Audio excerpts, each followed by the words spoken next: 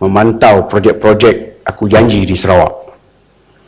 Datuk Seri Pengerusi, terlebih dahulu saya ingin mengucapkan terima kasih kepada Yang Berhormat Gerik dan Yang Berhormat Jelebu yang telah menyentuh agensi-agensi di bawah portfolio saya, iaitu SPA, SPP dan Mampu, semasa perbahasan bajet 2016 di peringkat jawatankuasa. Sesungguhnya saya amat menghargai cadangan dan pandangan ahli-ahli yang berhormat. Yang Berhormat Gerik mencadangkan agar Suruhanjaya Perkhidmatan Awam mengambil graduan-graduan IPTA ke dalam perkhidmatan awam dan dilantik di bawah skim SKS ataupun skim Khidmat Siswazah.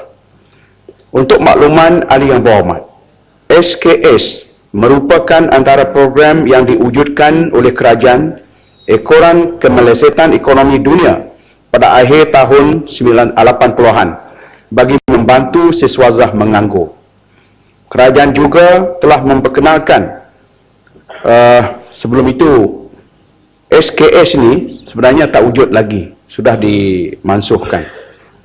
Kerajaan juga telah memperkenalkan pelbagai inisiatif berkaitan isu ini, antaranya skim sangkutan dan lanjutan ataupun SSL, skim latihan graduan ataupun skim yang menambahkan employability para graduan, dan skim latihan pekerja yang diberhentikan kerja dan penganggur.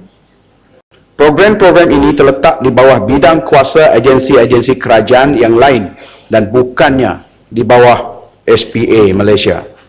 Walau bagaimanapun, saya percaya dan yakin cadangan ini akan mendapat perhatian agensi-agensi berkenaan. Yang Berhormat Gerik juga membangkitkan isu mengenai dasar pengambilan guru agar dibuka kepada semua calon yang mempunyai ijazah pendidikan. Untuk makluman ahli yang berhormat, dasar pengambilan guru adalah dibuat oleh Kementerian Pendidikan Malaysia, manakala Suruhanjaya Perkhidmatan Pelajaran hanya melaksanakan urusan pelantikan guru.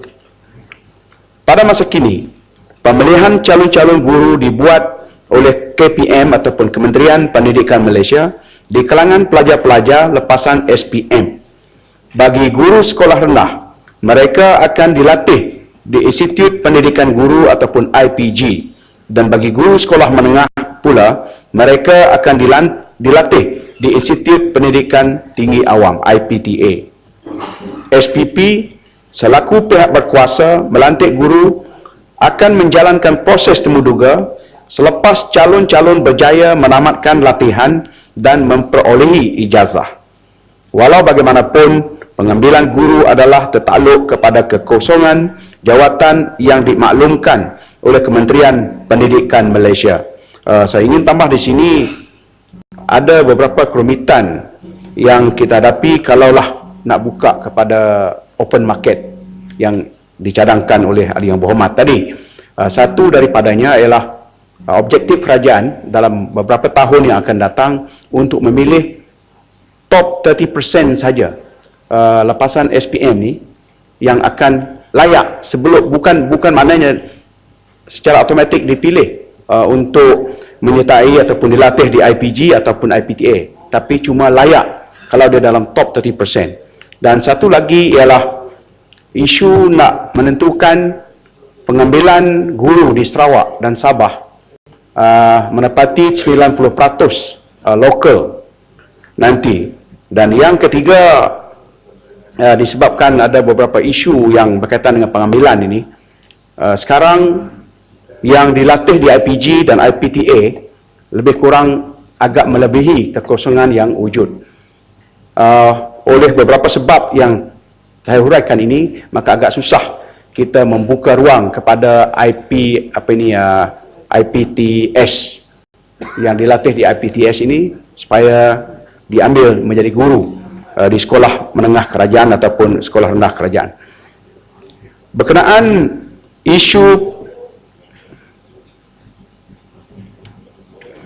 isu pengesahan perkhidmatan dan gaji guru serta anggota kumpulan pelaksana di Sekolah Agama Bantuan Kerajaan ataupun SABK, dimaklumkan bahawa pelantikan guru dan anggota kumpulan pelaksana di SABK akan dibuat berdasarkan syarat-syarat skim perkhidmatan berkenaan.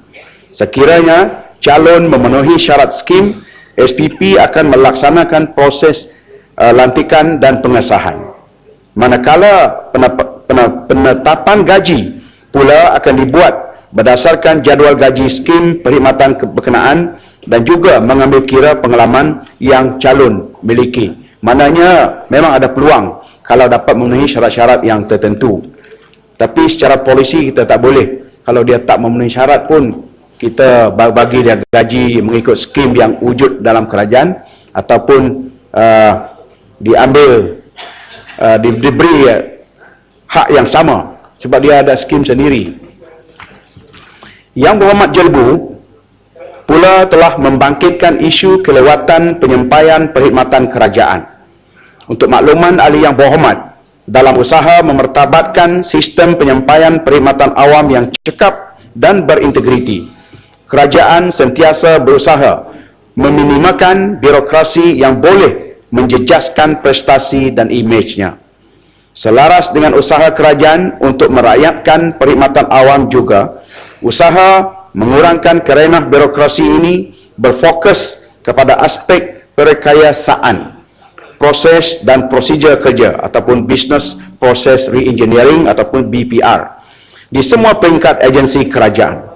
BPR merupakan pendekatan strategik untuk meningkatkan kecekapan proses dan prosedur kerja melalui penghapusan langkah-langkah yang tidak cekap, syarat-syarat yang terlalu ketat dan tidak menyokong objektif, undang-undang lapuk, bilangan borang yang banyak dan kaedah pengesahan dokumen yang rumit. Kesemua ini dinilai semula bagi memberi kemudahan dan kesenangan kepada rakyat dalam berurusan dengan agensi kerajaan. Ingin saya tambahkan di sini, misalnya proses memohon kad pengenalan ni baru kalau dah hilang. Kalau dulu macam-macam kerenah, sekarang tak perlu dilapor kepada polis. Dulu mesti buat laporan baru dapat memohon. Aksiden misalnya, kalau dahulu mesti dilaporkan kepada balai polis yang ada bidang kuasa dalam di mana kejadian itu berlaku. Sekarang boleh dibuat di mana-mana balai polis. Kehilangan permohonan pasport sekarang dapat dibuat dalam masa 1 jam. Dan ada banyak lagi maklumat tentang berapa efektifnya transformasi yang telah kita buat di perkhidmatan awam ni. Ada angka-angka yang menunjukkan kita berjaya. Misalnya ease of doing business, ini mestilah disebabkan kekurangan birokrasi. Kalau tahun 2014 kita di tempat 20, sekarang sudah naik ke tempat 18. Maknanya semakin bertambah baik. Ada 60% pengurangan dalam prosedur untuk kelulusan permit pembinaan misalnya. Kalau dulu melibatkan 37 prosedur, sekarang cuma 15 saja. 69% kekurangan ataupun penurunan business license di peringkat tempatan dari 1455 turun kepada 449 license yang diperlukan untuk bisnes yang tertentu, yang sama kalau dibandingkan dulu. 38% reduction in business licenses di peringkat federal, iaitu 717 dahulu, sekarang sudah menurun kepada 448 license saja. Dan banyak lagi angka-angka yang menunjukkan langkah-langkah yang diambil oleh kerajaan ataupun SPA dan juga mampu, yang menunjukkan kita agak berjaya menurunkan kerenah birokrasi ini. Bagi mempercepatkan pelaksanaan projek kerajaan, mampu telah dan sedang meningkatkan keberkesanan pengurusan pelaksanaan projek dan tabik urus, khususnya bagi projek-projek ICT. mampu bertanggungjawab untuk merancang, melaksana dan memantau projek berbentuk gunasama seperti infrastruktur, pusat data, rangkaian dan pembangunan sistem dalam talian, dan mampu juga bertanggungjawab untuk menyelaras dan memantau pelaksanaan projek-projek ICT yang dilaksanakan oleh agensi-agensi yang menggunakan peruntukan persekutuan.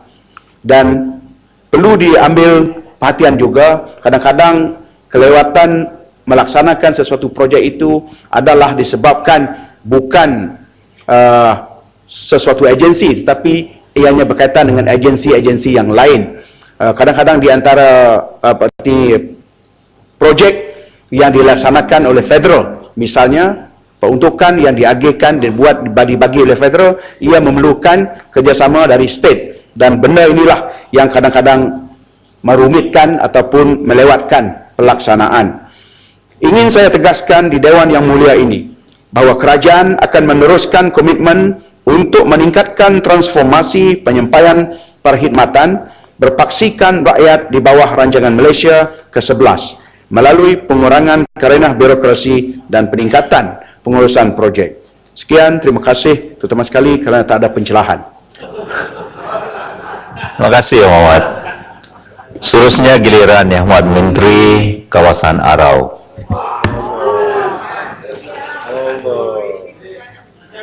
Dengarlah. 2 minit. Assalamualaikum warahmatullahi wabarakatuh. Saya Datuk Pengurusi, saya ingin mengucap terima kasih kepada semua bro and sis, kepada ahli yang berhormat, Sis macam kumpulan penyanyi itu, Yang Muhammad. Ya. Sebab saya ikut perkataan Datuk Speaker tadi, Dr. Speaker tadi. Ya. Jadi Saya kata jangan sahabat-sahabat, nanti ada yang sebut bro-bro. Ya. Itulah saya tuan sebut terus. Jadi sekali ahli yang berhormat yang telah sama-sama berbincang mengenai APBN, JPAM, APMM, Prima, Eskom dan juga MKN. Banyak. Yang pertamanya ialah APBN. Sebagaimana yang berhormat sedia maklum bahawa APBN ini ditubuhkan di atas pencantuman 2 unit, iaitu unit pengurusan bencana MKN dan juga unit pasca banjir. Dua-duanya telah digabungkan dan kita namakan agensi baru ini ialah Agensi Pengurusan Bencana Negara. Dan semua sekali kaki tangan daripada unit pengurusan bencana MKN dan semua pegawai daripada unit pasca banjir telah masuk kepada agensi yang baru. Saya ingin ucap terima kasih kepada Yang Berhormat Putatan, Yang Berhormat Lenggong, Great dan Batu Gajah yang mengiktiraf usaha-usaha yang dilaksanakan oleh APBN, JPAM dalam pengurusan bencana negara. Untuk pengetahuan Yang Berhormat, walaupun agensi ini telah pun ditubuhkan, tetapi kita masih menerima pakai arahan MKN 20, iaitu meletakkan bahawa kejadian di tempat komander bagi di tempat kejadian ialah polis dan timbalannya ialah bomba. Sementara untuk menguruskan selepas daripada banjir ataupun semasa banjir, jawatankuasa daerah, jawatankuasa pejabat daerah, jawatankuasa pengurusan bencana pangkat daerah akan mengambil alih selepas daripada polis dan bomba, ataupun mereka boleh terus mengarahkan supaya polis meneruskan menjadi komander di tempat kejadian, sebagaimana yang berlaku dalam pengurusan gempa di Gunung Kinabalu. Kemudian agensi pada masa sekarang agensi ini telah meletakkan 5,122 pusat yang boleh menempatkan 1,615 orang, 1,673 orang. 773 orang. Dan kita menyedari bahawa walaupun kita ada kekurangan aset kerana perubahan yang dibuat sekarang ni, pengurusi di peringkat negeri, pengurusi di peringkat pusat ialah Timbalan Perdana Menteri, tetapi sekretariatnya ialah JPAM. iaitu Ketua Pengarah JEPAM menjadi Sekretariat. Kemudian di peringkat negeri, pengusinya adalah Setiausaha Kerajaan ataupun Menteri Besar, dan Sekretariatnya adalah Pengarah JEPAM Negeri. Demikian juga di peringkat daerah dan juga di peringkat komuniti. Jadi sekarang ni ada di kalangan ahli yang berhormat yang telah kita sebutkan bahawa mereka juga akan menyertai bersama agensi pengurusan bencana negara ini sebagai sukarelawan di tempat masing-masing. InsyaAllah kita akan cuba cepatkan supaya perkara ini menjadi kenyataan. Ya, silakan Putatan. Terima kasih Datuk Dr. Pengurusi. Saya tertarik dengan jawapan Menteri berkenaan dengan persiapan bencana jika ia berlaku, terutama sekali banjir. Pada masa ini kita sedang menghadapi kerap kali banjir di negara kita. Selain daripada bencana-bencana yang lain seperti gempa bumi. Menteri menjawab saya kekangan Menteri ini kerana tidak mencukupi kelengkapan. Jadi saya bercadang kepada Menteri, oleh kerana ini sering berlaku dan pengurusi di peringkat daerah ini memang pejabat daerah yang urusi. Jadi kita fahamlah pejabat daerah ini kalau di Sabah, di Sarawak dalam bidang kuasa kerjaan negeri. Jadi adakah pihak Menteri sendiri sebagai pengurusi di peringkat nasional ini melihat kalau sekiranya diadakan ataupun dilengkapkan dengan bot-bot emergency ataupun skuter-skuter yang mungkin dapat dengan cepat mungkin menyelamatkan orang-orang yang terperangkap sekiranya ia dilanda banjir dengan secara mengejut. Jadi ini satu tindakan seharusnya diadakan di peringkat-peringkat daerah yang mana kita sekarang ini tidak melihat kelengkapan itu cukup yang sepatutnya. Datuk, ini betul. Kita sedang memang kalau untuk JEPAM saja dia memang asetnya tidak mencukupi. Tetapi agensi lain mempunyai bot yang banyak. Macamnya bomba kita ada lebih 800 biji unit bot. JEPAM dalam 300 macam tu. Jadi kita campur dengan polis dengan tentera. Kalau dilihat semua aset yang ada dalam negara ini mencukupi. Jadi yang paling penting sekarang ni ialah kita nak pastikan supaya jawatankuasa peringkat daerah, peringkat negeri, peringkat pusat okeylah memang terbaiknya. Tetapi peringkat negeri dan daerah ni di samping aset kita yang kita perlukan daripada pegawai daerah ialah kepimpinan. Kepimpinan. Jadi maksud saya sini ialah contohnya macam bila banjir berlaku, kita ada aset di pihak kerajaan dan juga kita ada aset di pihak NGO dan orang awam.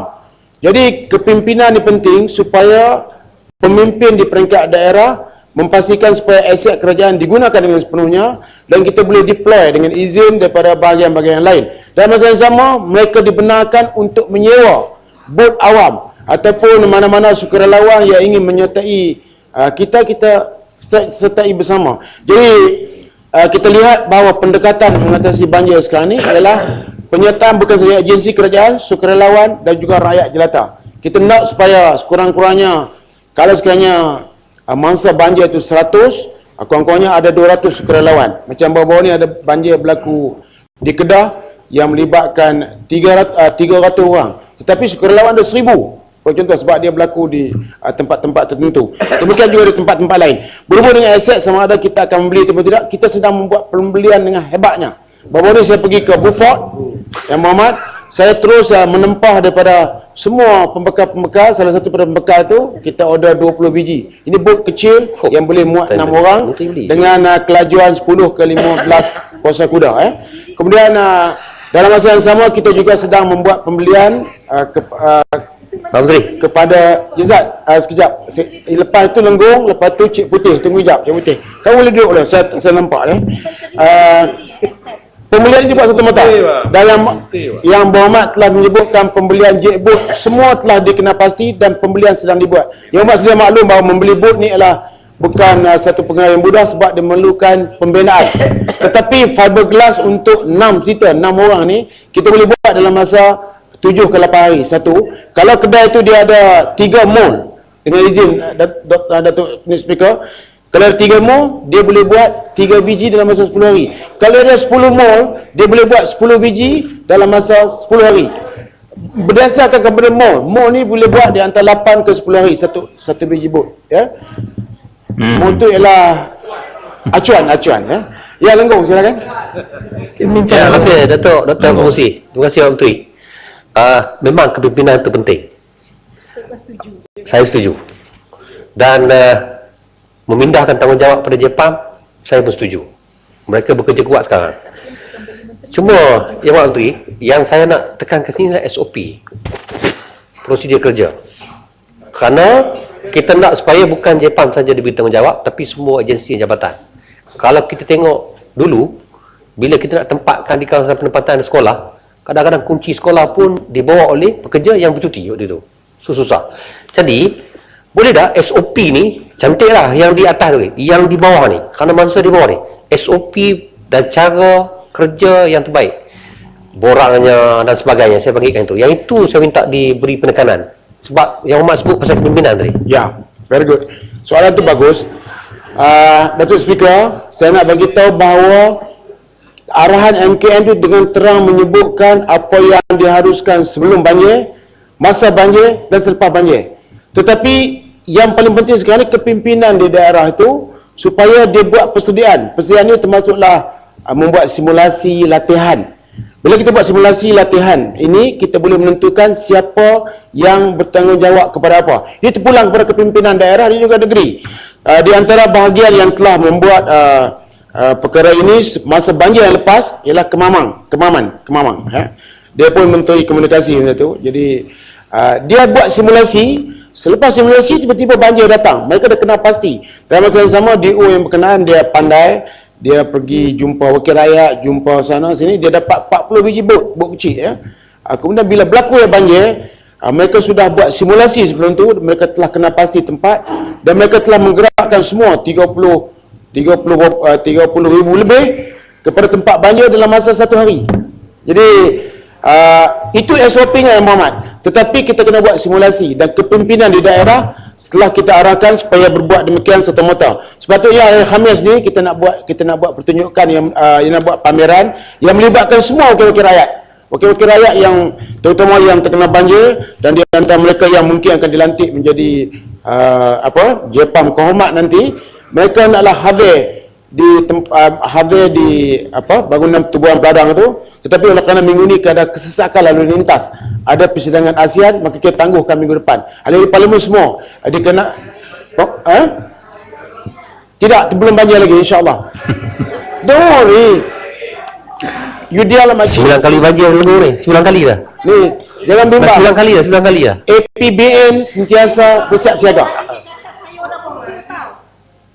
Makcik ni bercakap tak bangun lah. Okey, ni lalu yang Ya, seperti.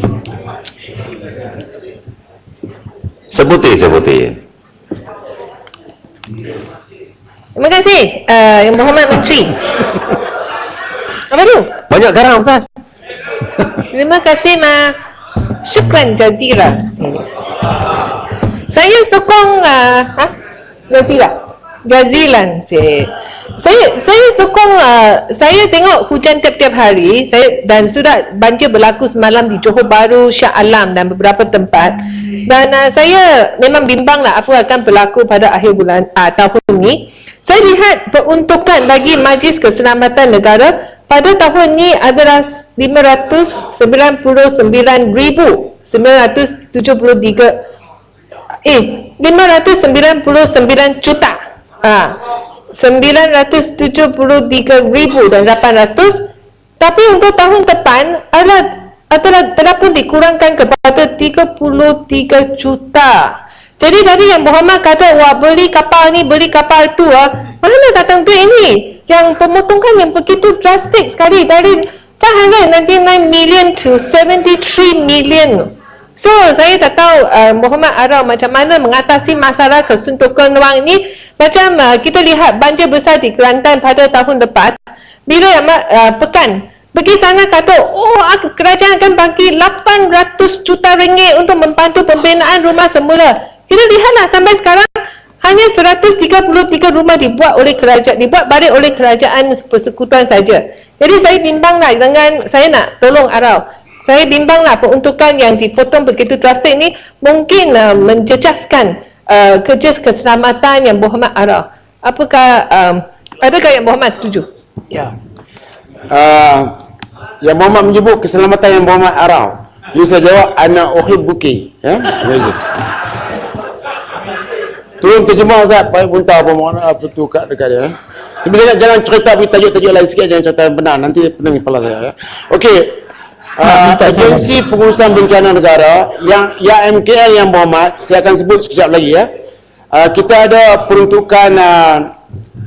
peruntukan dengan izin trust fund yang kita akan gunakan untuk pembelian aset serta-merta. Apa yang Mak Berhormat Perdana Menteri telah sebutkan itu akan menjadi kenyataan yang Berhormat. Dan kita dah beritahu bahawa di akhir bulan Februari tahun depan semua rumah akan disiapkan. Ya?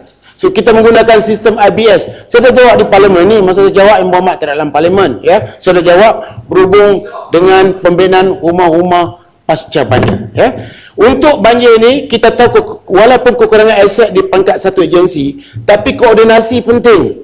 Menteri Kesejahteraan Bandar telah sebut bahawa koordinasi penting. Bomba mempunyai aset yang besar, tentera, polis dan juga JPAM kena koordinate. Setengah tempat kurang, setengah tempat lebih.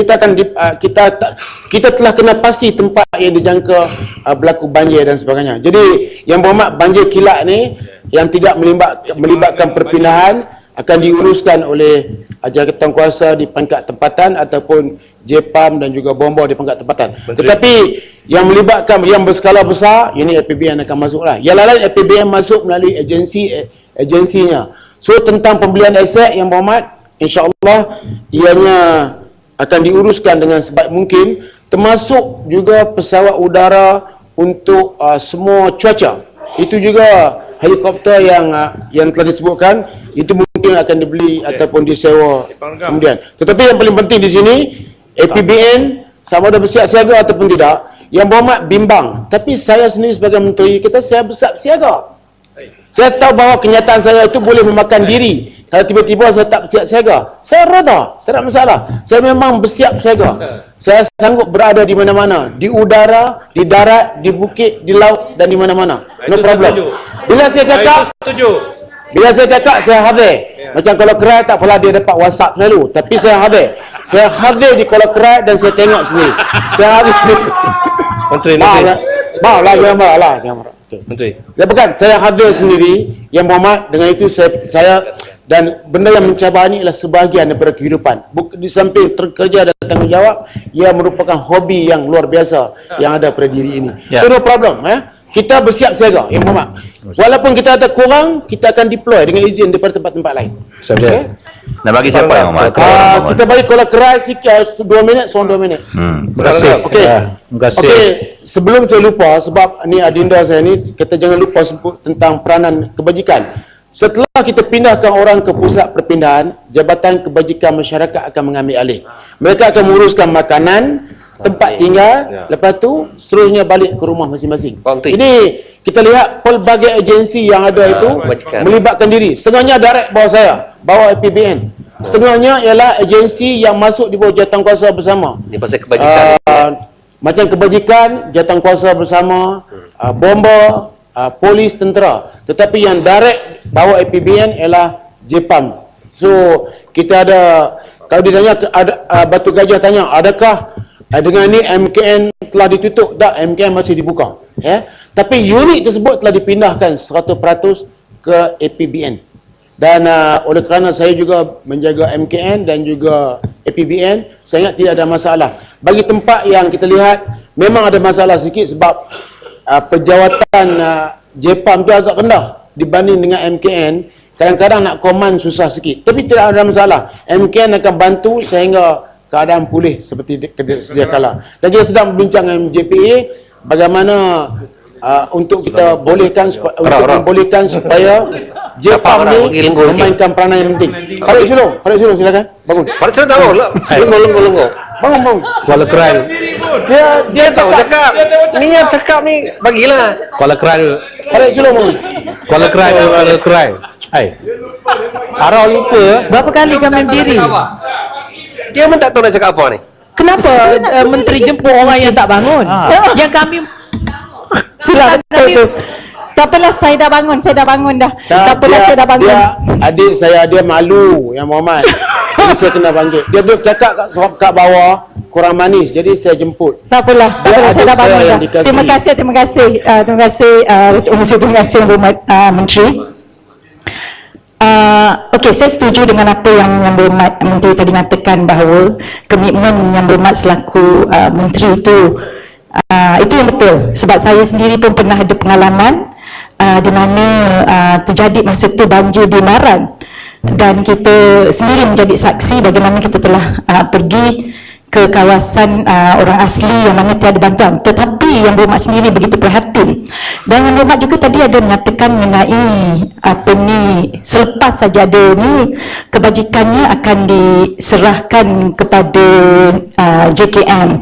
Jadinya saya cuma nak tahu bagaimana coordination itu nanti, dan macam mana Yang Berhormat boleh pastikan bahawa bila take up diambil ataupun urusan itu diambil JKM, dia ni akan berjalan dengan lancar. Terima kasih. Bagi Lengo Ustaz, nak cerita Yang Berhormat naik bot ni? Ya? Nak cerita Yang Berhormat naik bot ke? Pengalaman Farid Sulong yang terperangkap dengan saya di malam hari. Tapi bukan berdua, beramai-ramai. Sebab masa banjir ni macam-macam. Jadi kami ramai, cuma kami terperangkap di satu tempat yang agak sukar untuk melepaskan diri, tapi dia akhirnya berjaya juga kita melepaskan diri. Ya ni Kuala Kerai, lepas tu Rantau Panjang, Tunggu sikit. lepas tu Liang, lepas tu ni. Ya, terima kasih. Boleh tak saya tuan-tuan pergi ke speaker, tak apa ke? Boleh. Boleh. Ya, Kuala Kerai. Terima kasih Pengerusi, terima kasih Menteri. Saya pun boleh memberikan pengakuan bahawa Menteri kita ni bak banjir cukup berani lah. Semasa banjir di Tenang, Johor, memang air naik mendadak sampai ke mana? Sampai ke dada ya. Dan Menteri kita mengarahkan rakyat supaya keluar. Ahli Parlimen Kuala Kerai yang ada situ pun disuruh keluar cepat, segera menyelamatkan diri. Biar dia tinggal tak apa. So bagi saya ini suatu pengorbanan seorang pemimpin ya. Memang layaklah jaga banjir ya. Saya ingat kekal jaga banjir kot ya. Saya ingin bertanya, seperti disebut Putih tadi, JPAM ni hanya diberikan 33,000 dalam 33 juta untuk di bawah P16,000 ya. Saya jangka jumlah ini terlalu kecil ya kepada sebuah jabatan yang akan menjadi lead agency di dalam menangani banjir.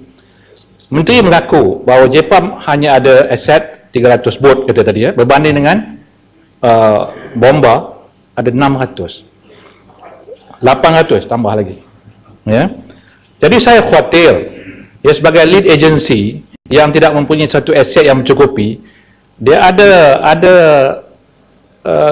kelemahan dalam pengurusan dan pengarahan ya. Jadi saya menjangka bila diberikan tanggungjawab sebagai lead agency, dianya sepatutnya diberikan peruntukan yang besar supaya dia akan dapat menguruskan dengan asetnya sendiri, barulah jabatan-jabatan dan pihak-pihak lain dapat memberikan sokongan ya.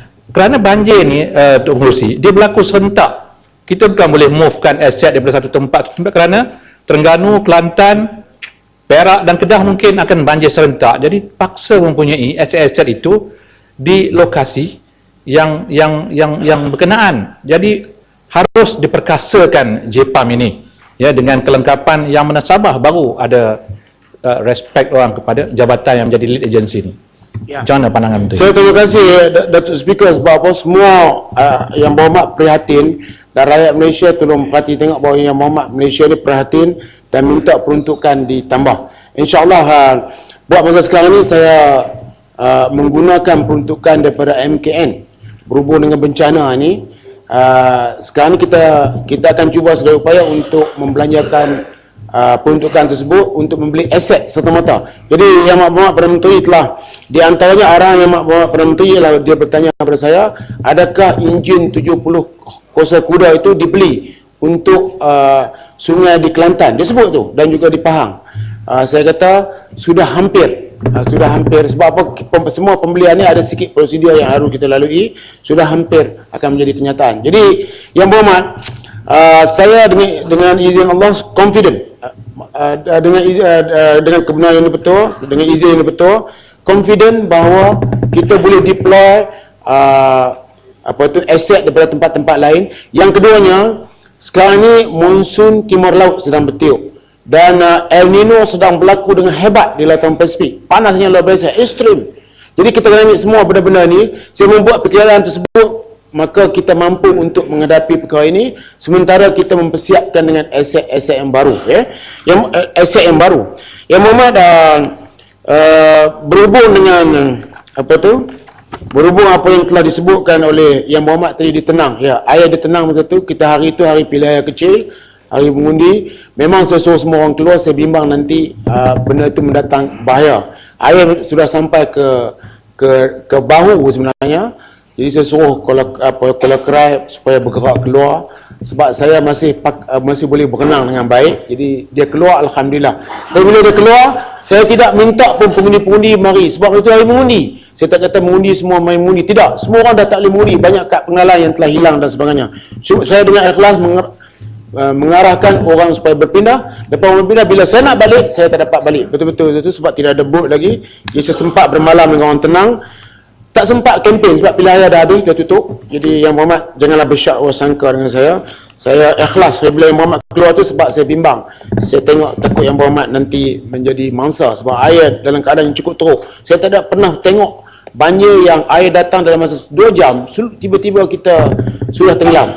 Rumah yang saya duduk tidak jumpa. Saya terpaksa cari tang mana orang duduk dan terpaksa selam untuk mendapatkan barangan. Okey, Yang Berhormat, berhubung dengan pendaftaran laluan Yang Berhormat, nanti lupa. Rantau panjang. Last one. Lepas saya nak jawab sikit sebab Okey, terima kasih Yang Berhormat. Okey, saya ucap tahniah di atas usaha gigih yang dibuat oleh pihak menteri. Apa yang saya ingin tahu ialah tentang peralatan yang disebut oleh menteri tadi, yang menyebutkan bot-bot kecil yang disediakan. Sebenarnya apabila berlaku banjir besar dalam arus yang deras, bot kecil sebenarnya tidak selamat, dan apabila nak bawa mangsa-mangsa, dia menyebabkan terhad, menyebabkan isu keselamatan, tak boleh. Jadi pihak kerajaan jangan fokus kepada bot-bot kecil sebagaimana yang disebut tadi. Begitu juga tentang khemah tempat pusat perpindahan. Saya rasa sudah sampai masanya kita menyusun atur tempat mangsa banjir berpindah dengan suasana yang tersusun. Sebab kita lihat dengan apa yang ada sekarang, dengan keadaan yang bercampur, anak kecil, anak perempuan, dan lelaki. Jadi sepatutnya satu keluarga satu khemah yang menyebabkan suasana lebih selamat dan selesa. Yang seterusnya ialah alat komunikasi.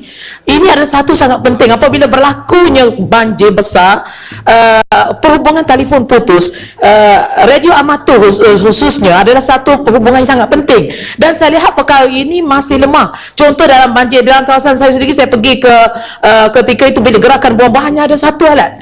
Dan perkara ini menyebabkan mungkin kelemahan berlaku. Jadi menyebabkan bayangkan kawasan begitu luas. Jadi sejauh mana persiapan alat komunikasi ini diambil kira dalam persiapan banjir? Sekali jawab sekali. Oh ya, satu lagi puan-puan. Menteri, sekali jawab. Saya jawab sikit je. Last. Okey. Lepas ni jangan tanya lagi. Okey. Sebab Saya tak habis lagi satu je lagi. Iaitu berkaitan dengan bahan api. Apabila keputusnya menteri, sebab masa banjir pihak hospital pun cari bahan api. Bayangkan bomba pun tak cukup cari bahan api untuk menggerakkan lori dan sebagainya. Jadi ini menyebabkan masalah apabila semua jalan terputus. Jadi sejauh mana perkara ini diambil kira, termasuk juga kampung-kampung yang terkepung air, yang mereka terputus bekalan, yang kami tak boleh hantar arus deras. Jadi sejauh mana perkara ini diambil kira, bukan sahaja mangsa yang berada di pusat sekolah, pusat pemindahan banjir, tetapi mereka yang berada di pendalaman, yang tinggal di rumah sendiri, yang terkepung, yang tak boleh keluar, yang mereka berada mungkin kawasan tinggi tapi kerana terputus bekalan. Itu juga perlu diberi perhatian oleh pihak kerajaan. Terima kasih. Jawab Menteri. Terima kasih Doktor. Satu perkara, kita nak menyelamat bangsa, dia juga bergantung pada data dan maklumat yang kita ada. Saya dengar tadi Jawab Menteri sebut pasal kita nak serah pada JKM dan sebagainya. Waktu saya mesyuarat baru ini, saya masih lagi mendapat maklumat daripada JKM. JKM masih lagi kekal dengan prosedur lama, iaitu hanya menyenaraikan mangsa yang ada di pusat penempatan saja. Masih lagi tak ambil kira mangsa yang duduk di rumah sedang membangun dan sebagainya. Kalau MKN atau JPAM masih lagi hanya memegang dan merujuk pada data yang diguna pakai, yang diambil oleh JKM, maknanya akan ramailah orang tidak akan dapat bantuan. Satu. Jadi perkara ini mesti diubah. Ambil kira semua mangsa yang walaupun duduk di penempatan ke tak duduk di penempatan kan, mesti dah ambil kira. Yang ini minta. Yang kedua isu dia JKM ni hari pertama dia memang susah sikit. Prosedur kewangan lah sebagainya nak bagi bantuan. Hari pertama. Bila banjir lah nak bagi makan, minum. Hari pertama tu. Bagaimana nak buat? Yang ketiganya, dimaklumkan waktu taklimat di kawasan baru ni bahawa jawatankuasa yang diurusi oleh JKN bukan hanya untuk banjir saja, tapi untuk semua bencana. Betul tak betul? Itu saja. Okey, bagilah saya ketenangan untuk menjawab dengan penuh. Okey. Yang pertama sekali pasal bot bot ni bukan saja bot kecil. Bot kecil dia adalah untuk taman, Yang Muhammad, dan juga untuk kampung yang bot besar tak mampu masuk. Jadi bot besar dia akan berada di sungai. Bagi transport orang nak masuk ke tempat di kampung-kampung tu terpaksa pakai bot kecil. Dan bot kita adalah bot 14 kaki. Yang kita tengok ada bot bomba, bot JPAM dan juga bot tentera semua tu ialah itu yang bot yang kita akan pakai untuk sungai. Komunikasi yang berhormat itu telah pun dikenapasti dan berhubung dengan tempat tinggal, saya ucap terima kasih ni. Yang Muhammad tanya pasal rantau panjang. Baru-baru saya pergi melancar sukarelawan pengurusan bencana rantau panjang. Yang Muhammad, Yang Muhammad ahli parlimen apa tepas, tapi yang dibuat oleh ketua UMNO bahagian. Yang dibuat oleh ketua UMNO bahagian, dia mengumpulkan 1,500 orang sukarelawan. Luar biasa. Tak panggil ahli parlimen? Ya. Lepas ni nantilah saya bincang dengan puak-puak Kelantan. Walaupun saya terima kasih persediaan rantau panjang cukup luar biasa. Dan mereka telah kena pasti satu persatu. Dan rantau panjang adalah tempat saya bermain pula. Tempat yang saya selalu hadir, dan yang Muhammad pun pernah hadir dan pegang anak baby di sebelah saya masuk gambar. Dia kata saya hadir di mana-mana kampung seceruk-ceruknya rantau panjang saya tahu. Dan jawatankuasa di peringkat daerah dan juga di peringkat mukim serta di peringkat kampung tu diminta untuk mengenapasi sampai ke rumah-rumah yang terpencil. Yang Muhammad Ashraf walaupun dia baru tetapi dia telah mengikuti saya di rantau panjang dan juga di Tumpat, dan dia juga mengenapasti tentang perkara-perkara yang Muhammad telah sebutkan. Berhubung dengan pendaftaran yang Muhammad, memang kita pendaftaran lama ni yang dibuat oleh Jabatan Kebajikan Masyarakat diteruskan. Kita akan bagi buku dan mereka kena catat di situ mangsa banjir. Tuan-tuan, buku dia akan disimpan di museum nanti. Mimpi 100 tahun lagi, cucu cicitnya menjadi pengarah kebajikan dan dia tengok bapaknya, tok wannya pernah menjadi mangsa banjir. Tujuan kita ialah supaya kita nak bezakan di antara orang yang berpindah dan tidak berpindah. Yang Muhammad, orang yang tidak berpindah, jawatankuasa peringkat daerah DO tu kena pasti bahawa mereka ni layak untuk mendapat bantuan. Tetapi orang yang berpindah di pusat perpindahan, JKM boleh sahkan. Jadi MKN masa itu membuat pembayaran berdasarkan kepada JKM yang disahkan oleh pegawai daerah, dan jawatankuasa peringkat daerah mesti sahkan orang yang tidak berpindah. Yang Muhammad, kalau kita buat pembukaan terbuka macam tu, dah pernah terjadi dah. Dulu masa kita buat pendaftaran, ada satu kawasan cuma dalam 20,000. Tapi bila kita buat pendaftaran terbuka, pindah tak pindah, 38,000 kita kena bayar. Jadi hal itu tak boleh berterusan. Kerajaan akan menghadapi masalah dan juga kita menggalakkan benda-benda yang tidak bagus. Kita kena pasti supaya dia orang yang berpindah itu layak untuk mendapat bantuan.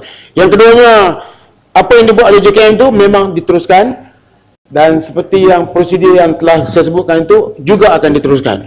Yang Muhammad, berhubung dengan yang lain pendaftaran di tempat kejadian, kemudian perpindahan, makan minum dan sebagainya. Ada yang Muhammad sebagian besarnya boleh menjadi bersama dengan jentera di peringkat daerah dan juga di peringkat komuniti untuk sama-sama menolong mangsa banjir. Kita kena ingat bukan saja mangsa banjir, mangsa bencana. Jadi kalau rakyat Malaysia bersama, sudah pasti sebenarnya tidak ada masalah. Tetapi kalau kita membiarkan media sosial yang tidak pergi ke tempat itu tapi hanya memetik-metik jari, lepas itu membuat hukuman, ialah satu benda yang cukup tidak adil. Sebagai contoh di Kuala Krai, mereka kata pusat kaji cuaca tenggelam, orang tak makan 3 hari. Saya cepat-cepat berlari dan menggunakan segala kepakaran yang ada, terus pergi ke Kuala Krai, ke tempat kaji cuaca. Dan saya jumpa ketua polis Kuala Krai. Saya kata, apakah benar mereka ini terputus? Dia memang terputus, Datuk. Tapi semua ni adalah keluarga anggota polis. Dan saya ketua polis Kuala Krai. Jadi tidak mungkin tuduhan yang mengatakan bahawa tidak cukup makanan. Malah masa banjir dia kata makanan cukup murah. Lembu pun harga murah, semua harga murah. Ikan harga murah dan sebagainya. So mereka bukan saja makanan cukup. Tapi soal terperangkap ni memang terperangkap. Banjir. Kita nak buat macam mana? Banjir. Tetapi mereka telah dipesongkan dengan beberapa kenyataan. Kemudian ada juga beberapa kenyataan, orang yang menunggu bot 3 jam, dia menulis bot dia seorang menunggu bot 3 jam, dia lupa kita telah pindahkan 15,000 orang. Dia kena ingat tu, masing-masing kalau menulis perasaan mereka sendiri. Jadi kita ada masalah. Jadi saya menggalakkan supaya semua pihak untuk pergi ke bawah dan melihat sendiri. Itu sebab selepas banjir saja, lebih kurang dalam 3-4 hari, saya bawa kumpulan media sosial untuk melihat sendiri apa yang berlaku di bawah, dan mereka terpegun tentang usaha yang dibuat oleh kerajaan yang menyabung nyawa anggota-anggota kita, termasuk sukarelawan dan juga hero-hero tak berdendang bertongkol lomos untuk membantu mangsa banjir, yang mana kita tidak menjangkakan hampir 600,000 orang rakyat Malaysia menjadi bangsa banjir pada tahun lepas. Ibu semua ada yang berhormat yang buat kerja, terima kasih. Yang berdoa juga, terima kasih. Okey, sekarang ni kita saya telah menjawab semua sekali berhubung dengan APBN, dan kita tidak ada masalah dari segi pengurusan, kerana semua mereka ni berada dalam jawatankuasa, dan jawatankuasa di peringkat pusat yang dipengerusikan oleh Bagan Datuk Yang Amat Berhormat Timbalan Perdana Menteri, melibatkan semua menteri-menteri menjadi ahli jawatankuasa, termasuklah kebajikan dan juga Rahman Dahlan, perumahan, semua orang menjadi jawatankuasa. Dan selepas ini di pangkat daerah, Yang Berhormat boleh menyertai bersama. Sekarang orang kata kenapa kita jemput pembangkang, tidak ada masalah, sebab yang akan menjadi ketua nanti ialah pokok barisan, pembangkang jadi pembantu lah. Sebab ini tujuan komunikasi yang baik. Okey, sekarang ni kita pergi ke JPAM. Ini JPAM tadi APBN, Agensi Pengurusan Bencana Negara. Berhubung dengan APAM, Yang Berhormat Grid telah menyebutkan bahawa tentang keputusan Jemaah Menteri untuk menubuhkan Agensi Pengurusan Bencana Negara. Saya nak beritahu pada Yang Berhormat, agensi ini baru ditubuhkan pada 1 Oktober. 1 Oktober tahun ini, baru sebulan lebih sedikit, dan aset akan dibagi secara resmi pada 25 November ni. 25 November ni aset akan diserahkan secara resmi kepada JPAM oleh MKN. Walaupun dalam keadaan begitu, tetapi di mana-mana saja ada banjir, JPAM akan menyertai bersama dengan bomba, polis dan sebagainya. Kemudian sama ada berhubung dengan Yang Berhormat Kuala Selangor bertanya sama ada JPAM di Selangor itu dapat ditambah pejabat di peringkat daerah, kerana terdapat 1 pejabat di peringkat negeri dan 7 buah di peringkat daerah. Cadangan Yang Berhormat itu sedang diberi pertimbangan dengan wajarnya. Memang tiap-tiap daerah mesti ada pejabat. Tak ada pejabat itu tak logik. Sebab apa? Kita tahu bahawa kalau jadi apa-apa, daerah lain tak dapat digerakkan dengan cepat. Tapi Yang Berhormat, sekarang ni kebajikan kita ada 5 stor makanan di seluruh negara. Tetapi yang paling penting adalah pengkalan hadapan. Pengkalan hadapan ni menteri yang gigih ini, yang tersayang ini, membina pengkalan hadapan. Pengkalan hadapan di mana? Di komuniti sendiri. Contohnya macam di kampung Tok Goh, di sekolah, di kampung ini, di masjid. Kita akan buat pengkalan hadapan. Jadi kalau berlaku banjir, aset sudah berada di peringkat komuniti, pengkalan hadapan stor makanan juga berada di peringkat komuniti. So kita tidak ada masalah. perancangannya cukup baik, pelaksanaan juga akan menjadi baik kalau sekiranya mendapat kerjasama dari semua pihak. Jadi berhubung sama ada penyertaan daripada semua pihak untuk menyertai Jepang, sebagaimana yang Muhammad sudah maklum bahawa kita menggalakkan roadshow, menggalakkan pelajar-pelajar untuk menyertai KAPA ataupun Kadet Pertahanan Awam, kos siswa-siswi pertahanan awam ataupun kos siswa-siswi anggota institusi pertahanan awam PISPA dan anggota sukarelawan pertahanan awam ASPA. Jadi ramai pelajar yang menyertai. Sekarang ni kita ada sehingga bulan Oktober ni kita ada seramai 855,000 sukarelawan dan kita ada sukarelawan JTM sebanyak 5,258. Ini tidak termasuk daripada kempen kita buat sekarang ni, kita belum lagi mendapat angka yang sebenarnya, tapi saya ingat angkanya mungkin sudah sampai ke peringkat 1 juta. Berhubung dengan cadangan putatan, mana kamu?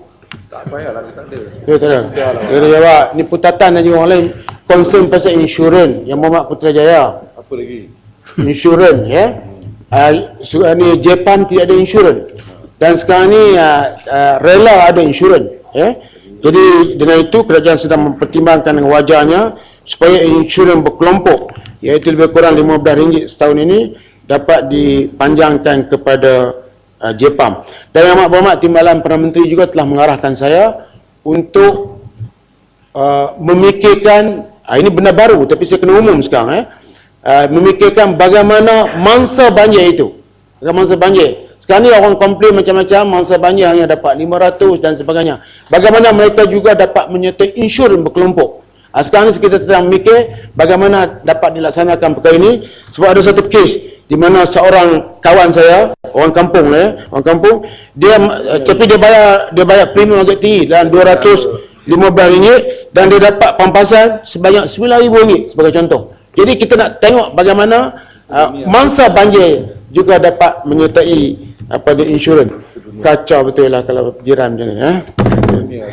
Okey, Majlis Keselamatan Negara.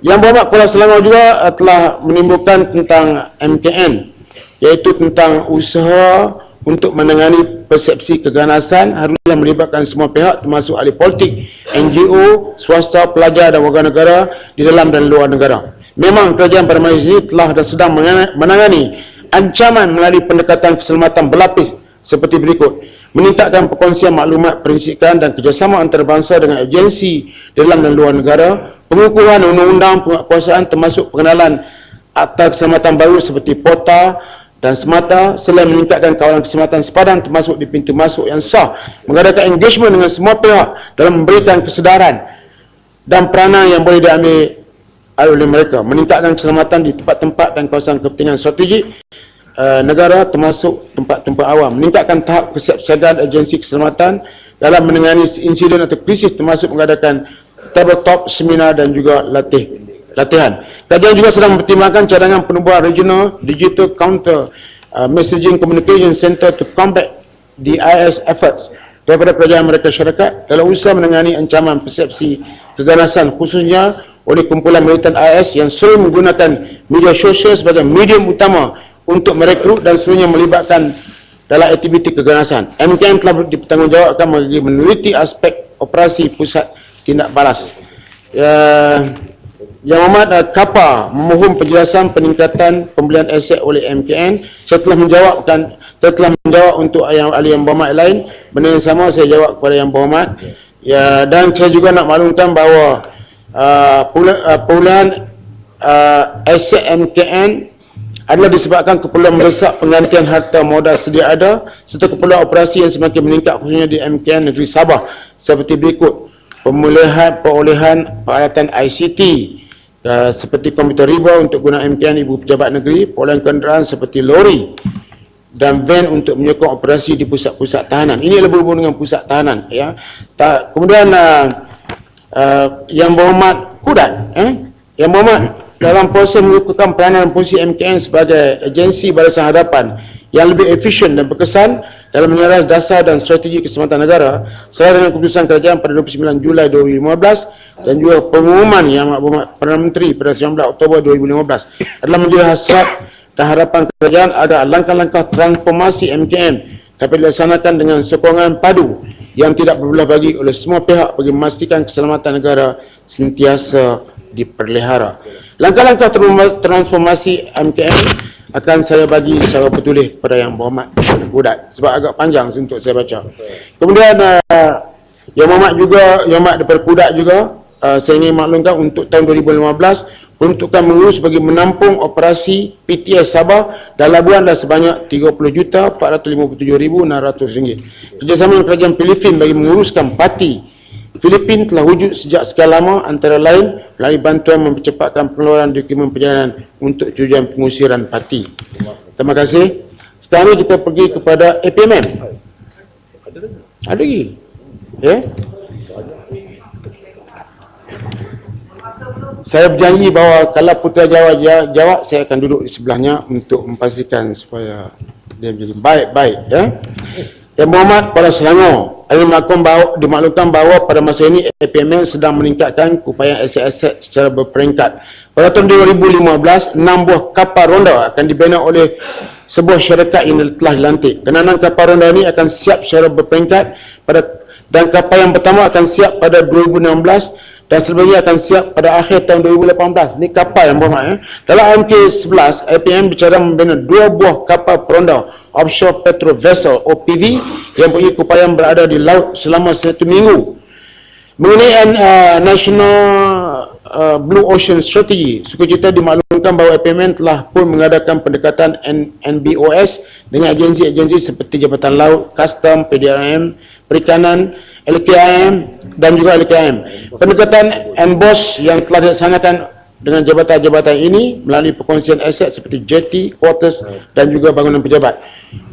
Untuk makluman Yang Berhormat, APM berkongsi dengan 23 jetty dan 3 pejabat dengan PDRM, Jabatan Laut, dan Jabatan Laut telah menyerahkan 4 buah marina, iaitu Marina Tanjung Pengelih, Marina Kuala Kedah, Marina Tanjung Gemok dan jetty Kampung Juara, Pulau Tioman kepada APM. Jabatan Perikanan berkongsi quarters di Labuan dengan APM. APM berharap semua jabatan-jabatan lain seperti LKM dan juga lain-lain dapat menawarkan dapat bekerjasama untuk menggunakan jetty ataupun ataupun memberi kepada APMM bagi jetty-jetty yang underutilized. Terima kasih. Untuk makluman Yang Berhormat Labuan juga, penjawatan bagi aktiviti operasi selama 476 orang adalah jumlah anggota di bawah sistem pengawasan laut lumut dan Sabah serta stesen udara maritim Subang. Manakala penjawatan bagi pengurusan ialah sebanyak 4,199 orang adalah melibatkan semua pejabat maritim di Malaysia dan merupakan penjawatan penguasaan maritim termasuk untuk operasi maritim di laut dan pengurusan seramai 500 orang. APM mempunyai sebuah pejabat maritim di Labuan iaitu daerah maritim 14 yang melibatkan penjawatan seramai 166 orang dan 8 aset untuk menjaga perairan di Labuan. Saya harap Yang Berhormat Putrajaya pergi melawat Labuan untuk kawasan maritim ini untuk mengenal pasti masalah yang dihadapi oleh APMM di sana. Di samping itu, APM sedang merancang untuk membina sebuah stesen udara APMM di Labuan bagi meningkatkan keupayaan operasi APMM. Jadi saya harap Yang Berhormat Putrajaya tolong melawat kerana inilah di bidang kuasa Yang Berhormat. Eskom.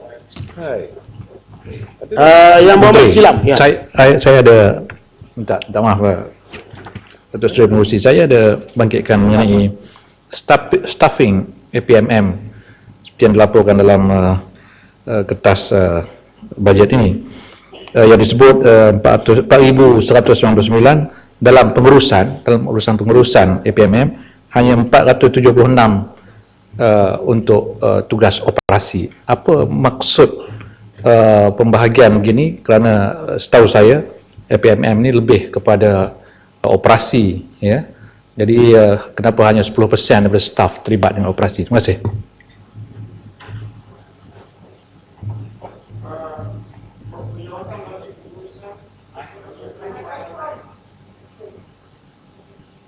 Untuk melibatkan semua pejabat di seluruh Malaysia. Ini di seluruh ini termasuk juga penguasaan Yang Berhormat.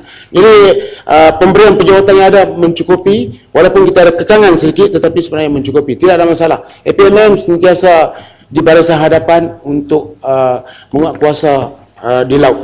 Projek kepimpinan untuk Eskom, projek pembinaan kem tentera darat dengan menggunakan pakai bangunan Kolej Ilmu Felda Cendrawasih sedia ada. Peruntukan diterima adalah untuk membeli bangunan tersebut daripada pihak Felda, membina kemudahan infrastruktur, komplek perumahan, pentadbiran dan hangar helikopter. Projek ini dikawal selia oleh ATM melalui Kementerian Pertahanan. Mengenai sea basing, sekejap dimaklumkan bahawa sebuah pelantar minyak telah dilucut hak dan ditauliah serta diubah suai sebagai pangkalan laut sea basing dan juga dan beroperasi di perairan Beting Bot Gaya, Telukkan Lahad Datu mulai 31 Julai 2015. Pangkalan laut ini dinamakan Pangkalan Laut Tun Syarifah Radhiyah. Banyak orang tak tahu, ahli-ahli yang Muhammad tidak tahu, dan ada juga kawan-kawan saya tidak tahu. Sementara itu, sebuah kapal dagang yang dibuat suai telah dijadikan sebagai mobile sea basing yang dinamakan sebagai kapal Zoleri Tun Azizan. Kapal ini dilabuhkan dilabuhkan 5 batu nautika di selatan Pulau Taganak, Badan Sepadan Malaysia Filipina dan telah beroperasi mulai 1 Mei 2015. Di samping itu, dua buah kapal berukuran 27 meter turut diubah suai sebagai mothership dengan peranan yang hampir sama dengan KA Tun Syarifah Radhiyah dan KA Tun Azizan, tetapi dengan kapasiti yang lebih kecil. Berkaitan dengan perolehan 200 unit bot pemintas bagi tujuan pengoperasian di S-Zone, sekretariat dimaklumkan bahawa Eskom telah melaksanakan perolehan secara berdarurat 92 unit bot pelbagai fungsi, barang komi bot pemintas, bot laju, bot utility. Perolehan dijangka diselesai pada Februari 2016. Selain itu, Eskom juga telah melaksanakan kerja-kerja pembaikan dan penaik taraf PAF 94 unit bot sedia ada bagi agensi keselamatan, pertahanan dan penguatkuasaan maritim, dan kerja-kerja ini telah selesai sepenuhnya. Jumlah ini akan menjadikan jumlah keseluruhan bot yang operasi melebihi 200 unit. Dengan itu, tahap kesiapsiagaan pasukan keselamatan di S-Zone dapat dipertingkatkan. Bagi tujuan peningkatan keupayaan radar, Eskom sedang melaksanakan projek perolehan 5 radar coastal sea surveillance radar yang baru yang akan dijangka beroperasi September 2015. Ini dah beroperasi. Pelayaran ini dilaksanakan oleh Komtek Mumiang, Sandakan, Pulau Mataking Sempurna, Kampung Meruak Lahad Datu, Kampung Lok Buaini Lahad Datu dan Kampung Tungku Lahad Datu. Jadi Eskom, saya tidak boleh jamin keselamatan 100% putatan, tetapi kita berusaha supaya upaya untuk meningkatkan keselamatan di kawasan S-Zone. Ya, panjang lagi Umat. Ya, this is the last one. Okay. Prima. Doktor speak. Kau tak mau gulung? Permata? Prima. Permata? Tak ada. Permata orang lain. Ada orang lain tak? Ya. Oh. Ya. Saya tahu Yang Berhormat Nik adalah seorang yang gembira dengan permata dan saya cukup merindui untuk menjawab permata. Tapi apakan daya. Yang Berhormat mencadangkan harga rumah Prima ditetapkan pada harga 200,000 ke bawah, iaitu Yang Berhormat grade. Untuk malam hari Yang Berhormat, Prima tidak menyediakan rumah kos rendah kepada golongan berpendapatan rendah. Hal ini kerana program sedia ada oleh Kerajaan Persekutuan, Kerajaan Negeri serta agensi di bawahnya menumpukan kepada pembinaan rumah kos rendah kepada golongan tersebut. Sebaliknya, golongan sasaran bagi Prima adalah yang berpendapatan isi rumah antara RM2,000 sehingga RM10,000 sebulan. Golongan ini kena pasti menghadapi dilema pemilikan rumah yang serius di kawasan bandar dan juga pinggiran bandar. Yang Mak boleh pekerja boleh confirmkan dengan izin perkara ini. Walau bagaimanapun, harga yang ditetapkan oleh Prima adalah antara RM100,000 sehingga RM400,000 bersesuaian dengan kemampuan golongan sasaran. Sebab rumah mungkin di Kuala Lumpur harga lain, Muhammad, di Great harga lain. Jadi sebab kita bubuh harga yang kurangan RM100,000 ke RM400,000. Macam RM100,000 di Great, mungkin lagi 3-4 tahun harganya mungkin jadi RM500,000. Tapi RM400,000 di wilayah akan bernilai RM1 juta lebih. Jadi kita lihat golongan yang berdapatan rendah ni juga akan memilih harta yang bernilai juta dalam masa 3 atau 4 tahun. Terima kasih kepada Yang Berhormat Lenggong atas sokongan yang diberikan terhadap Prima. Sungguhnya Prima komited dalam usaha pelaksanaan projek-projeknya. Cadangan Yang Berhormat Lenggong yang akan cadangan supaya Yang Berhormat Lenggong supaya dibuat melalui Yang Berhormat Lenggong, no problem, tidak ada masalah. Dan kita juga patut ingin maklumkan bahawa proses pinjaman Prima, kita ada panel bank dan Kalau sekiranya kita gagal untuk mendapat pinjaman bank, kita akan masuk pada skim RTO, rent to own, seperti yang telah diumumkan oleh Yang Berhormat Perdana Menteri. Jadi siapa yang telah dapat rumah prima, saya umumkan bahawa mereka sudah boleh bergembira kerana kalau mereka gagal mendapat pinjaman, mereka boleh menyertai rent to own. Untuk malam-malam Yang Berhormat, setakat ini jumlah jumlah kaki tangan prima adalah selama 250 orang, bukan 16 Yang Berhormat. Dan semua kaki tangan prima adalah terdiri pada pelbagai bidang, bidang kepakaran. Ya, prima menjangkakan pertama kaki tangan sekiranya terdapat keperluan. Saya ucap terima kasih kepada ahli-ahli Yang Berhormat, kepada Datuk Speaker dan juga pada semua pihak yang cukup prihatin tentang perkara-perkara yang telah saya timbulkan. Semoga Allah merahmati perjuangan kita. Terima kasih. Terima kasih Yang Berhormat. Sekarang giliran Yang Berhormat Menteri Kawasan Batang Sadong. Terima kasih Datuk Pengerusi. Bismillahirrahmanirrahim. Assalamualaikum warahmatullahi taala wabarakatuh. Datuk Pengerusi, terlebih dahulu saya ingin merakamkan setinggi-tinggi penghargaan dan ucapan ribuan terima kasih kepada ahli-ahli Yang Berhormat yang telah membangkitkan isu-isu kaitan agensi-agensi Jabatan Perdana Menteri di bawah selian saya semasa mengambil bahagian dalam perbahasan bajet 2015 peringkat jawatan kuasa pada hari ini. Sungguhnya saya bagi pihak Jabatan Perdana Menteri amat menghargai pandangan, cadangan dan teguran yang telah dibangkitkan oleh ahli-ahli Yang Berhormat yang berkenaan. Ingin saya nyatakan di sini bagi Yang Berhormat yang tidak ada di dalam Dewan, saya tidak akan menjawabnya di sini. Saya akan mulakan dengan Yang Berhormat Kudat yang mencadangkan agar dibangunkan master plan dengan izin pengangkutan awam. Kudat ada dalam Dewan Yang Berhormat. Dia dekat luar tapi tak apa. Okay, saya tak jawab Kudat. Seterusnya Yang Berhormat Keluang ada kan? Tadi ada. Keluang tak ada dalam Dewan. Kalau tak ada itu saja sebenarnya. Sebab yang ada di sini Yang Berhormat Pantang Pau pun tak ada kat sini. Kudat tak ada. Saya akan beri jawapan bertulis. Itu saja. Terima kasih. Yang Berhormat. Kolai, saya ada tanya tentang cadangan EAIC untuk meminda itu akta. Kang pun sudah balik. Kolai ada tanya tentang itu cadangan EAIC supaya kita boleh meminda itu akta-akta. Saya teruskan dengan Yang Berhormat Keluang punya dulu. Yang Berhormat Keluang membangkitkan beberapa isu pengangkutan awam. Pertama mengenai mengapa feasibility study projek high speed rail dengan izin tidak diumumkan. Kedua mencadangkan agar ada pelan jangka panjang berhubung jajaran kereta api. Ketiga memberi kuasa kepada kerajaan negeri dalam perancangan dan pelaksanaan perkhidmatan pengangkutan awam. Jadi Yang Berhormat Keluang, untuk makluman Yang Berhormat, pada masa ini Kerajaan Malaysia dan Singapura masih lagi dalam fasa perundingan berhubung projek ini. Oleh yang demikian, maklumat-maklumat yang diperolehi dalam kajian feasibility yang dilaksanakan tidak didedahkan pada masa ini bagi melindungi kepentingan negara dalam proses rundingan berkenaan. Yang Berhormat Keluang tidak perlu risau sekiranya projek berkenaan akan dilaksanakan tanpa konsultasi dengan orang awam. Ini kerana apabila rundingan berkenaan dimuktamadkan, akan dilaksanakan jurawara perkhidmatan awam atau dengan izin public inspection bagi mendapat maklum balas awam berhubung projek berkenaan. Berhubung isu yang sama, Yang Berhormat Keluang yang turut membangkitkan isu harga tiket HSR yang dikatakan akan bernilai terlalu mahal. Saya ingin maklumkan bahawa dakwaan ini tidak benar. Harga tiket bagi HSR itu nanti dijangka akan berdaya saing atau dengan izin kompetitif dan dinamik. Sudah pasti kita akan menetapkan harga yang munasabah dan bersesuaian dengan perkhidmatan itu kelak. Lagipun yang saya rasa lagi jauh masanya, Yang Berhormat.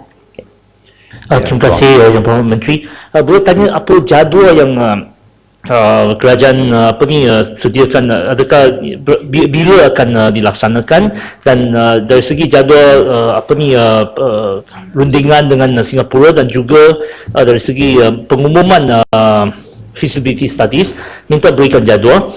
Dan saya rasa saya baca dalam surat khabar apabila Perdana Menteri melawat Jepun, Perdana Menteri menawar kepada pihak Jepun bahawa untuk melabur dalam HSR, dan juga ada pelbagai lobby yang meminta negeri China untuk melabur. So soalan saya lah, are we jumping the gun? So I'm hoping this, are we jumping the gun? Adakah kita buat keputusan sebelum kita memutus adakah kita perlu HSR atau tidak? Terima kasih. Terima kasih Muhammad. Untuk HSR itu diperlukan ke tidak, feasibility study pun sudah dijalankan, yang pun sudah tahu.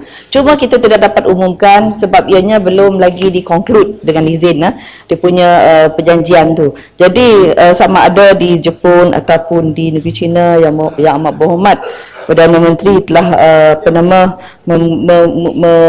menyatakan mengenai perkara ini, ianya tidaklah dikatakan jumping the gun dengan izin, kerana saya rasa yang berhormat sendiri sudah lama berkali-kali bertanya mengenai perkara yang sama, dan perbincangan sedang pun berjalan di antara kita dengan pihak yang berkepentingan bersama-sama dengan pihak kerajaan. Jadi itu bukanlah dikatakan kita tidak ianya belum dimulakan, cuma kita tidak dapat nak menyatakan di sini, kerana kalau saya nyatakan di sini ianya sayang pula jumping the gun, kerana dari segi tarikh untuk bermulakan bukan dapat ditentukan oleh saya sendiri, kerana ini perlu dibincangkan bersama dan dipersetujui oleh kedua-dua pihak.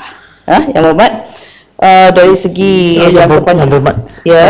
isu saya lah, saya tidak setuju dengan pelaksanaan HSR lah, dan pihak kami harap ada diberikan peluang supaya menjelaskan kenapa kami rasa HSR tidak diperlukan, dan lebih penting ialah untuk membaiki dan menambah landasan kereta api di seluruh negara selain daripada Semenanjung, juga di Sabah Sarawak. So, saya minta beri peluang kepada kami untuk menjelaskan kenapa kami rasa HSR tidak diperlukan. Terima kasih. InsyaAllah Yang Berhormat, pihak-pihak yang tertentu akan seperti yang saya nyatakan tadi, akan dibawa bersama untuk engagement, dan pelan induk ini dijadualkan untuk dibangunkan. Pelan induk bermakna peluang itu untuk membawa bersama stakeholders dengan izin, akan ada peluang itu, kerana jadualnya untuk dibangunkan pada tahun 2016, bermakna kita masih banyak masa lagi Yang Berhormat Jadi saya rasa itu saja untuk Yang Berhormat. Seterusnya Yang Berhormat tanya mengenai kerjasama memberi kuasa kepada kerajaan negeri berhubung dengan cadangan untuk SPAD memberi kuasa kepada kerajaan negeri dalam perkara-perkara yang menyentuh pengangkutan awam darat. Saya melihat perkara ini sebenarnya tidak perlu. Kenapa kita mengatakan demikian? Ini kerana SPAD sentiasa bekerjasama dengan semua pihak, sama ada agensi dari kerajaan persekutuan maupun kerajaan negeri, dalam memastikan agar mutu perkhidmatan pengangkutan awam dipertingkatkan. Malah kalau ada pun diperlukan jawatan kuasa, mereka dari dalam negeri tersebut akan dibawa bersama untuk dimasukkan menjadi jawatan kuasa. Jadi sebagai contoh, kita mempunyai jawatan kuasa teknikal penyelarasan rancangan induk pengangkutan awam darat ataupun RIPAD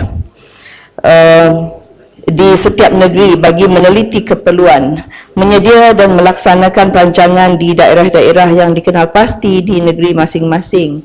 Jawatan kuasa ini dipengerusikan oleh Unit Perancang Ekonomi Negeri ataupun UPEN dan diurus setiakan oleh SPAD. Jadi di situ Yang Berhormat tidak perlu risau, kerana memang pun pihak negeri dibawa bersama. Ada lagi? Ya, saya hanya nak kongsikan pengalaman di Johor dan juga di Pulau Pinang. Bahawa saya pernah kongsikan pandangan ini dengan Tan Sri Said Hamid, bahawa lebih baik ada satu model baru, kerana SPAD diwujud sejak 5 tahun yang lalu, dan mungkin kita boleh review balik apa model yang lebih sesuai untuk kita. Selepas 5 tahun SPAD diwujudkan, memang pengurusan SPAD pun setuju bahawa mereka tidak dapat kendalikan semua keperluan pengangkutan awam peringkat negeri. So lebih baik kalau kita boleh memikir satu model yang baru di mana negeri kuasa dikongsi dengan negeri, kerajaan negeri, dan dengan sumbangan-sumbangan kewangan PBT, di mana PBT boleh membekal ataupun menyumbang dana untuk pengangkutan awam. Kita mungkin boleh mencapai model share ataupun pengangkutan awam yang lebih cekap dan baik di seluruh negara. So saya harap kementerian mungkin beri ruang untuk memikir model baru. Terima kasih. Terima kasih Muhammad. Oleh kerana itu satu cadangan, kita ambil maklum dan kita akan bawakan kepada pihak SPAD dan akan bincang lanjutnya. Tadi Yang Berhormat Kulai, soalan Yang Berhormat apa? Terima kasih. Saya tanya kerana kebelakangan ini dalam ini laporan siasatan EAIC ataupun Suruhanjaya Integrity Agency penguatkuasa ke atas kematian Syed Muhammad Azlan. Dalam laporan ini mereka telah mengemukakan cadangan kepada kerajaan, terutamanya kepada Kementerian Dalam Negeri dan juga Jabatan Peguam Negara, supaya peruntukan kanun kesesakan dan juga akta keterangan dipinda, supaya kita memaksudkan satu anggapan ataupun presumption dengan izin, supaya kita boleh meletakkan itu burden of proof ke atas pihak yang mempunyai Muhammad Kulai, jagaan. saya rasa ucapan ini dah disebut dalam Betul, ucapan. tetapi Menteri dia tanya Ya, lagi. saya ingat Yang Menteri dah dapat tangkap ni. Tadi dah inilah points 5 minit Yang Muhammad Kulai berucap Betul. masa di peringkat jawatankuasa. Kalau diulang-ulang, saya ingat berlarutan sampai jauh malam kita. Betul. kasih. Saya tanyalah sama ada cadangan dari Ya, EAIC saya akan faham. diterima. Yang Muhammad Kulai, kalau Yang Muhammad Menteri tidak ada fakta, boleh minta jawapan bertulis. Terima kasih terima kasih Yang Muhammad Kulai ya. Kalau apa yang tak dapat dijawab saya akan bagi bertulis. Cuma apa yang saya nyatakan di sini, yang akan datang kita akan membawa CPC punya amendment insya-Allah. Tapi saya tak tahu apa yang dimaksudkan itu masuk ke dalam cadangan pindaan itu, kerana kita akan lagi meminda ada pindaan selanjutnya terhadap CPC. Tetapi yang itu kalau saya tak silap dalam mengenai burden of proof itu mungkin ada dalam kita punya pindaan yang akan datang. Jadi mengenai penal code saya akan lihat lagi dan juga akta keterangan. Itu saja yang boleh saya nyatakan di sini Yang Berhormat. Terima kasih. Terima kasih Tuan Ketua. Tuan Pengerusi. Terima kasih. Ratal panjang mohon. Minta 1 minit je Yang Berhormat Menteri. Ya, terima kasih. Saya minta supaya kementerian mengambil sebab menyentuh isu SPAD tadi, supaya mengambil berat tentang kebajikan sewa kereta sewa pengangkutan di sempadan yang menghadapi cabaran bersaing dengan pengangkutan daripada negara jiran yang sangat menekan rakyat. Jadi sejauh mana pemerhatian dan penyelesaian dibuat oleh pihak kementerian? Saya ingat ini kalau dah disebut, kalau diulang-ulang semula isu yang sama, saya ingat jawapan bertulis juga. Ya, terima kasih. Terima kasih. Saya akan bagi. Saya percaya Yang Menteri Yang Menteri memberikan jawapan mengikut isu-isu tertentu. Jika isu tu dah berlalu, dah lepas, lepas tu kita pula Yang Berhormat yang lain minta pencerahan terhadap isu yang berlalu, jadi kita tidak akan dapat menjimatkan masa kita dengan teratur. Ya, sila Yang Berhormat Menteri.